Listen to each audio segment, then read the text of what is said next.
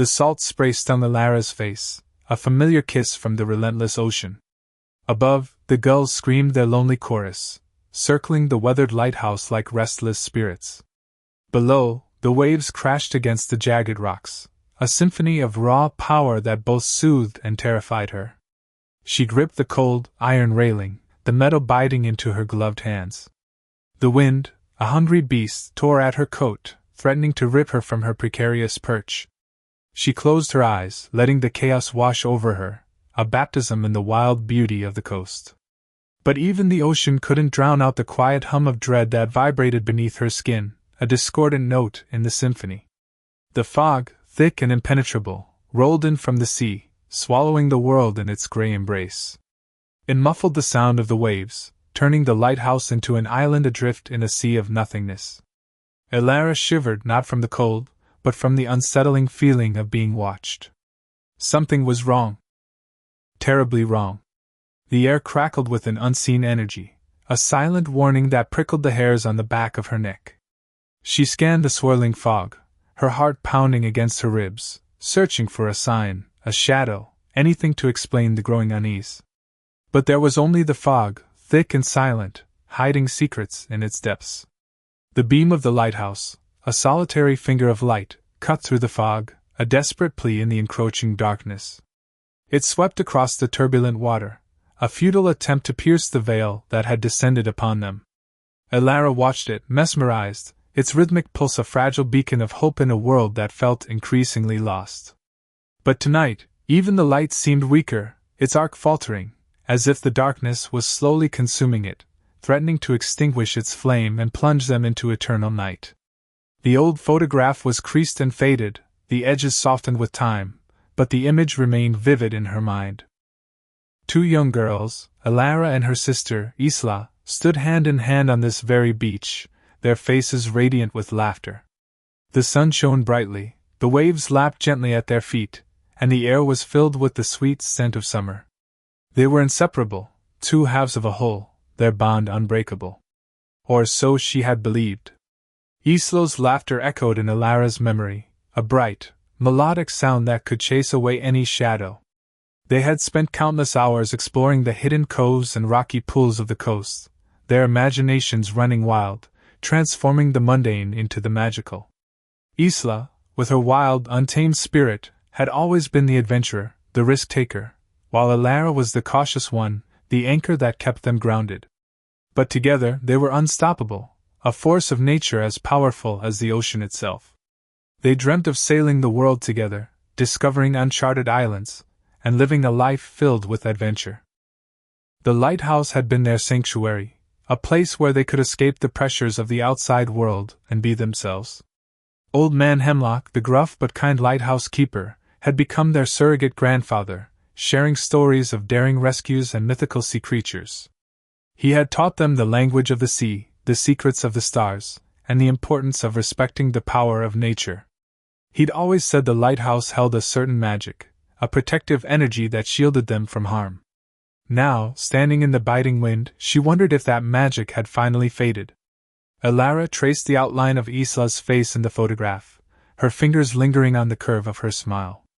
A wave of grief washed over her, sharp and sudden, threatening to pull her under.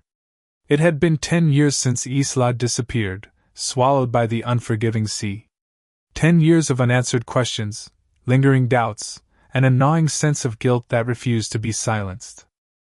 The official report called it an accident, a tragic misstep on a treacherous cliff.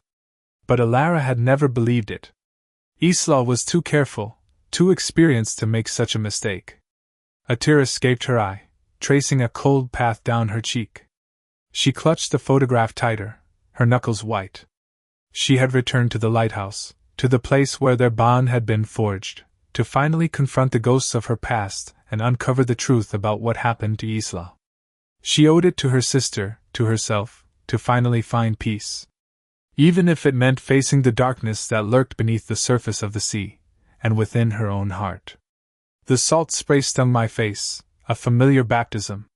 The lighthouse, a skeletal finger against the bruised twilight sky, pulsed its warning. Each rotation a heartbeat, a desperate plea against the hungry maw of the sea. I pulled my collar tighter, the wool scratchy and cold against my skin. The air tasted of brine and regret, a cocktail I knew all too well. Below, the waves crashed against the jagged rocks, each surge a whispered threat, a constant reminder of what the ocean could take.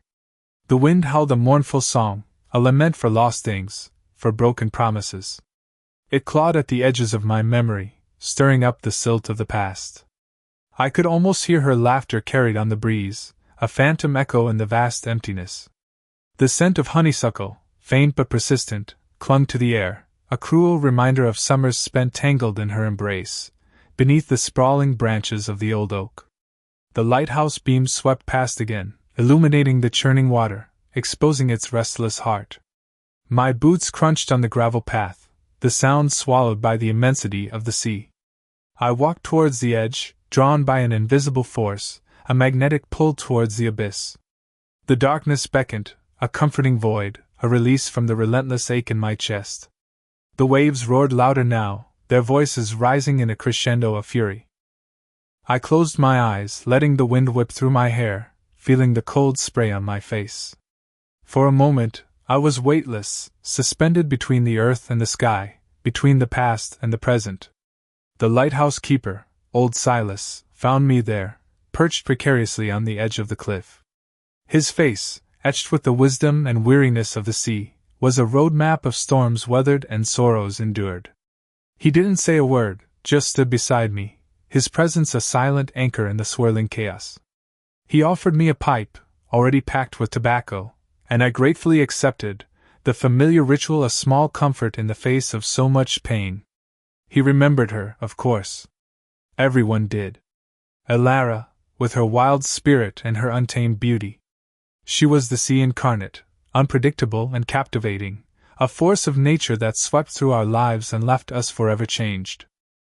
Silas had watched her grow from a barefoot child, collecting seashells on the beach, to a young woman, her laughter echoing across the waves.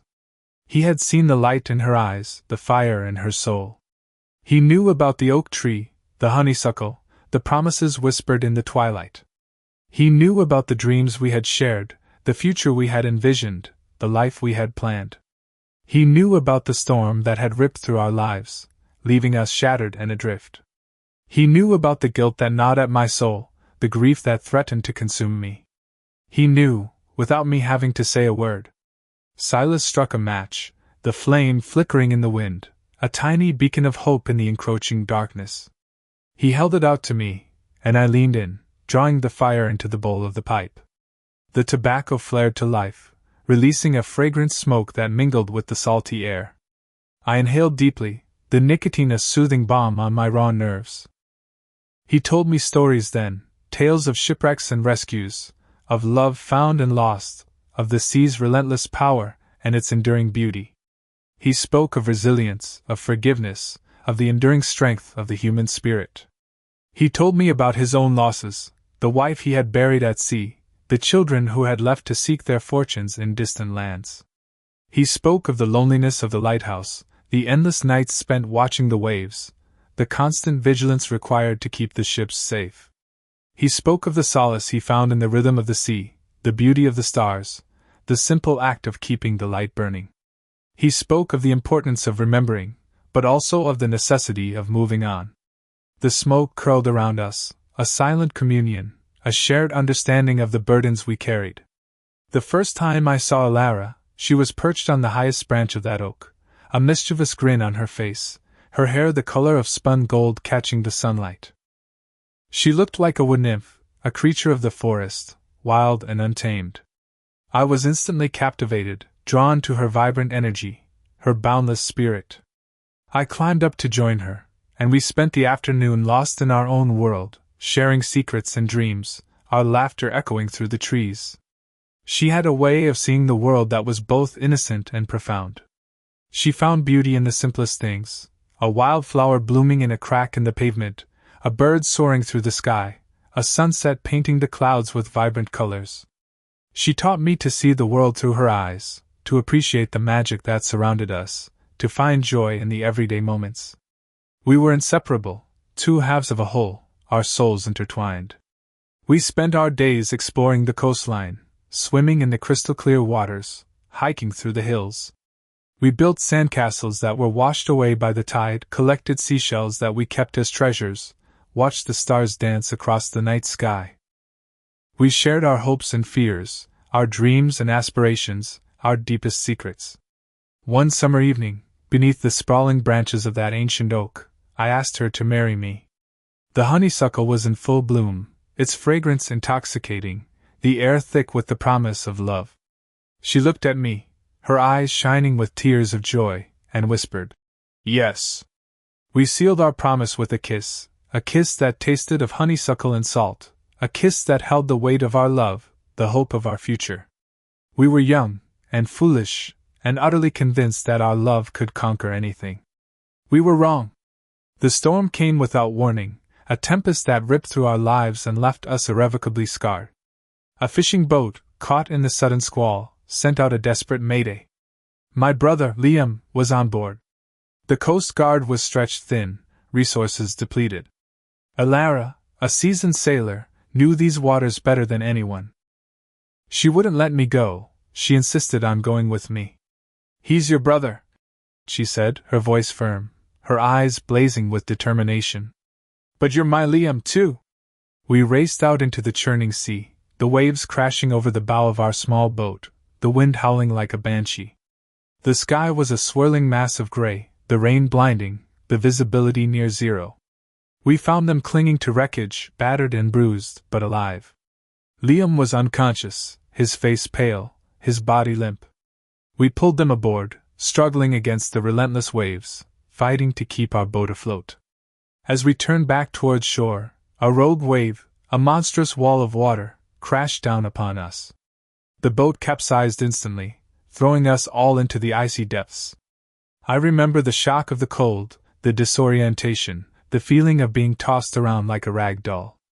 I saw Alara struggling beside me, her eyes wide with terror, her face contorted in a silent scream. I reached for her, desperate to pull her close, to protect her from the raging sea. But the current was too strong, the waves too powerful. She slipped from my grasp, her hands sliding through mine like sand. I watched in horror as she was pulled away, swallowed by the churning water, disappearing into the abyss. I tried to follow her, to swim against the current, but it was no use. I was exhausted, battered, and losing consciousness. Liam, miraculously, was clinging to a piece of wreckage. I had to choose. Alara, or my brother. The choice, though unspoken, tore through me like a shard of glass. I pulled Liam closer, holding him tight, fighting to keep him afloat. We were eventually rescued, pulled from the sea, shivering and exhausted, but alive. Alara was never found.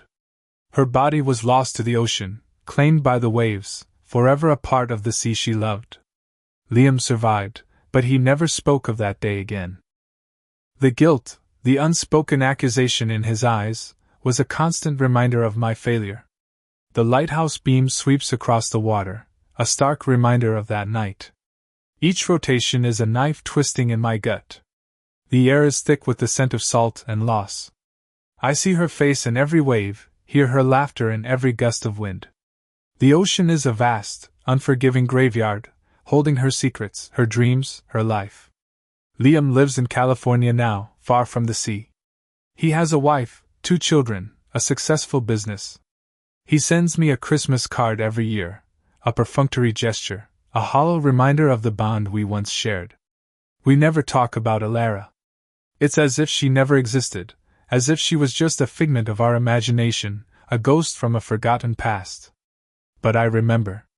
I remember every detail, every moment, every word. I remember the way she laughed, the way she smiled, the way she looked at me. I remember the feel of her hand in mine, the warmth of her body against mine, the taste of her lips on mine. I remember the promises we made, the dreams we shared, the future we envisioned.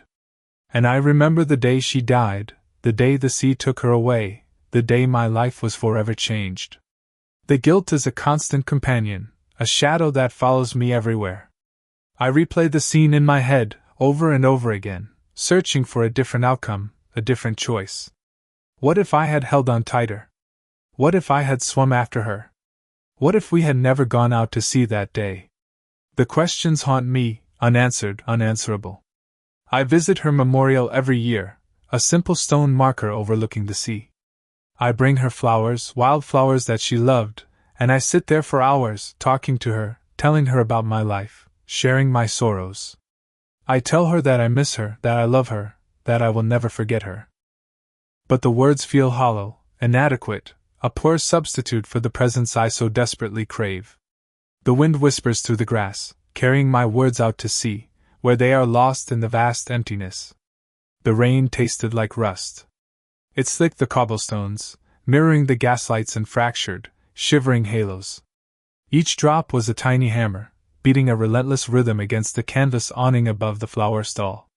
I pulled my collar higher, the damp wool scratching at my throat.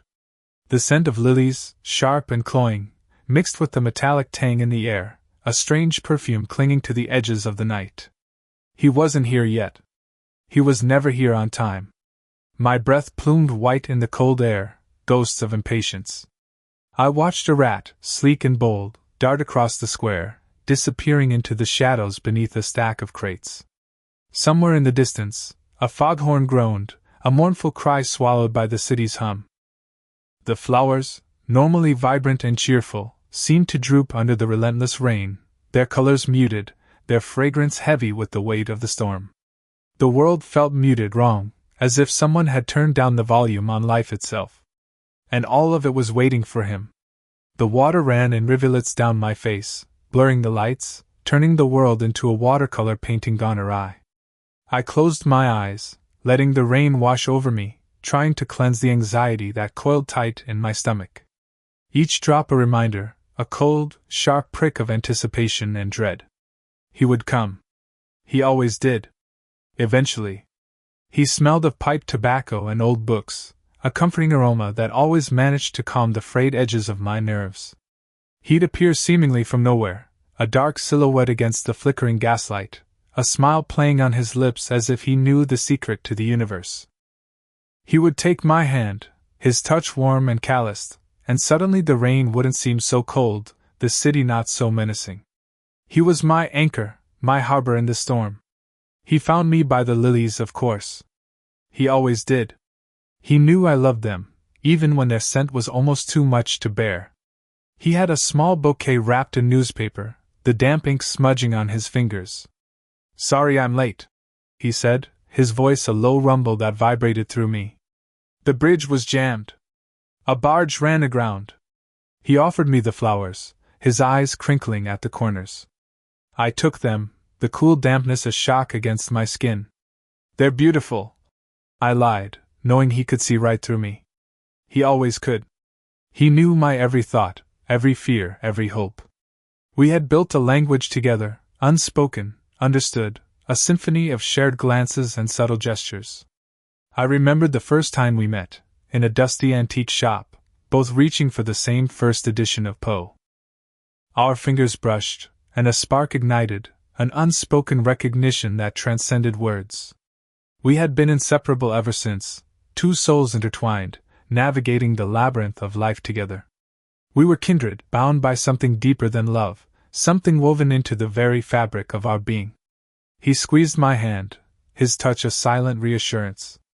"Let's go home," he said, his voice soft. "I've made your favorite soup." And in that moment, surrounded by the rain and the lilies, I knew that everything would be all right. He was here. And that was all that mattered. The memory of the porcelain doll still haunted my dreams. Its painted eyes, wide and vacant, seemed to follow me through the darkness. It sat on the highest shelf in her room, a silent sentinel guarding secrets I could never unlock.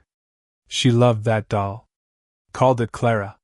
She would spend hours brushing its hair, dressing it in tiny handmade gowns, whispering secrets into its unhearing ear. I hated that doll.